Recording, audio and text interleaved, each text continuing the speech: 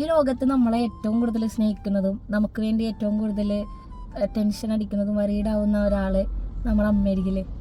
നമ്മൾ ഒരുപാട് പേര് അമ്മമാരോട് ദേഷ്യപ്പെടുന്ന ആൾക്കാരുണ്ട്. ഇവൻ ഞാനും എൻ്റെ ഉമ്മീനോട് നന്നായിട്ട് ദേഷ്യപ്പെടുകയൊക്കെ ചെയ്യും.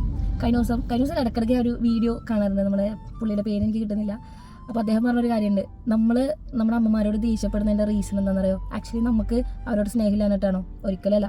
എനിക്ക് തോന്നുന്നു ഈ ലോകത്ത് നമുക്ക് ഏറ്റവും കൂടുതൽ സ്നേഹം അല്ലെങ്കിൽ ഏറ്റവും കൂടുതൽ നമുക്ക് നമ്മുടെ അടുത്ത് വേണമെന്ന് ആഗ്രഹിക്കുന്നത് നമ്മുടെ അമ്മ തന്നെ ആയിരിക്കും. അപ്പോൾ അങ്ങനെയുള്ള ഒരാളോട് നമ്മൾ ദേഷ്യപ്പെടുന്നുണ്ടെങ്കിൽ ആക്ച്വലി നമ്മളോട് തന്നെ ദേഷ്യപ്പെടാണ്. കാരണം നമുക്ക് അവർക്ക് വേണ്ടി ഒന്നും ചെയ്തു കൊടുക്കാൻ പറ്റുന്നില്ല. അല്ലെങ്കിൽ നമ്മൾ വിചാരിച്ചൊരു ലെവലിലേക്ക് നമുക്ക് എത്താൻ പറ്റാത്തതിൻ്റെ ഒരു ഫ്രസ്ട്രേഷനും ആ ഒരു ദേഷ്യവും വെറുപ്പൊക്കെ നമ്മളോട് തോന്നുന്ന ആ സാധനമാണ് നമ്മൾ അമ്മേനോട് ദേഷ്യമായിട്ട് കാണിക്കുന്നത്. അപ്പോൾ അദ്ദേഹം പറഞ്ഞ ആ ഒരു പോയിന്റ് തന്നെ വല്ലാണ്ട് എങ്ങനെ എപ്പോഴും ഹോണ്ട് ചെയ്യുമായിരുന്നു. കാരണം ഞാൻ എൻ്റെ ലൈഫിൽ അനുഭവിച്ചുകൊണ്ടിരിക്കുന്ന ഒരു കാര്യമാണ്, ഞാനത് ചെയ്തിട്ടുമുണ്ട്. അപ്പോൾ ഇന്നിപ്പോൾ പെട്ടെന്ന് ഒരു സിറ്റുവേഷനിൽ ഞാൻ പോയിട്ട് എൻ്റെ ഉമ്മയ്ക്ക് ഒരു ഹഗ് കൊടുത്തു, ഒരു ഉമ്മ കൊടുത്തപ്പോൾ നല്ലൊരു ഗുഡ് ഫീൽസ് ആണ് കിട്ടി. കാരണം ഞാൻ എക്സ്പ്രസീവ് അല്ല, ഞാൻ എൻ്റെ വീട്ടുകാരോട് എക്സ്പ്രസീവ് അല്ല കേട്ടോ. ഫ്രണ്ട്സിൻ്റെ അടുത്തൊക്കെ ഭയങ്കര എക്സ്പ്രസീവ്, പക്ഷേ ഞാൻ വീട്ടുകാരോട് എക്സ്പ്രസീവ് അല്ല. അപ്പോൾ ഇതിപ്പോൾ പറയാൻ കാരണം എന്ന് പറഞ്ഞാൽ ഇപ്പോൾ 2025 അവസാനിക്കാറായി. കുറച്ച് നാളുകൾ കൂടി മാത്രമേ ഉള്ളൂ. ഇപ്പോൾ നമ്മൾ 2026 ആകുമ്പോൾ നമുക്ക് കുറേ സ്വപ്നങ്ങളുണ്ടാവും. ലൈക്ക് ഓരോ വർഷം നമുക്കുള്ളതുപോലെ അങ്ങനെ ചെയ്യണം ഇങ്ങനെ ചെയ്യണം അതുപോലെ.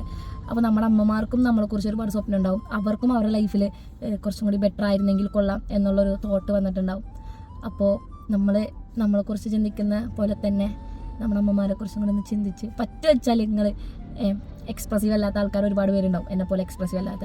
ചുമ്മാ ഒന്ന് പോയി ഒരു ഹഗ് കൊടുക്കണോ, ഒരു കെട്ടിപ്പിടിച്ചൊരു ഉമ്മ കൊടുത്തിട്ട് ജസ്റ്റ് ഒരു ഹാപ്പി ന്യൂ ഇയറോ അല്ലെങ്കിൽ എന്തെങ്കിലും അവരെ ഹാപ്പി ആക്കുന്ന ഒരു കാര്യം ചെയ്ത് കഴിഞ്ഞാൽ അത് ഭയങ്കര നല്ലതായിരിക്കും എന്ന് എനിക്ക് തോന്നി. അപ്പോൾ എനിക്കെന്താ പെട്ടെന്ന് ഇന്ന് ഇങ്ങനൊരു വീഡിയോ ഷെയർ ചെയ്യണം തോന്നി. ബിക്കോസ് നമ്മൾ ലൈഫിലുള്ള ഒരു എക്സ്പീരിയൻസ് നമ്മൾ ഷെയർ ചെയ്യുന്നത് ഭയങ്കര നല്ലതല്ലേ. സോ അങ്ങനെ പറ്റുവെച്ചാൽ ഞങ്ങൾ ഹഗ് ചെയ്യുക, ഒരു ഉമ്മക്ക് കൊടുക്കുക. അപ്പോൾ അത്രയുള്ളൂ. Merry Christmas, by.